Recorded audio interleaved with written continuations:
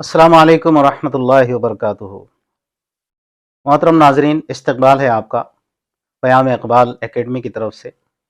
अल्लामा इक़बाल का मकसद हयात यही रहा है कि मिल्लत इस्लामिया जहद व अमल पर खड़ी हो जाए। यही वजह है कि वो अपने अशार के ज़रिए अलग अलग पैराए में मिल्लत के अफराद को, खुसूसन नौजवानों को जिद्दोजहद पर महमेज देते रहते हैं कि तू अगर चाहे तो एक नया जहान आबाद हो सकता है, इसलिए कि दुनिया की सारी रौनक और रानाई तेरे ही दम से है, इस कायनात की चमक दमक तेरे ही वजूद का सदका है।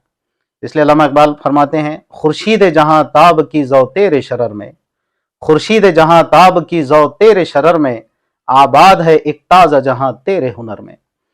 तो ख़ास करके नौजवानों को पैगाम है कि तेरे वजूद ही से सारी कायनात है। तो अगर तू मुक्तदा बनने की बजाय मुक्तदी बन गया और अपने पीछे कौमों को चलाने के बजाय खुद कौमों के पीछे चलने वाला हो गया, और ख़ास करके मगरबी कौमें और अंग्रेज़ कौमें या इस्लामी तहजीब से हटकर जो कौमें जी रही हैं उनके पीछे जो तू चलने लग गया, तो फिर तू फना हो गया, तेरी मौत हो गई। इसलिए इकबाल महमेज दे रहे हैं, इनकरेज कर रहे हैं, उभार रहे हैं, खुर्शीद जहां ताब की जौ तेरे शरर में, आबाद है एक ताज़ा जहां तेरे हुनर में। कि अल्लाह ताला ने तेरे अंदर खुद एक रोशनी रखी है, तेरे अंदर वो पोटेंशियल्स है, तेरे अंदर वो सलाहियतें हैं, तेरे अंदर वो कैलिबर्स हैं कि तू इस कायनात का हीरो है।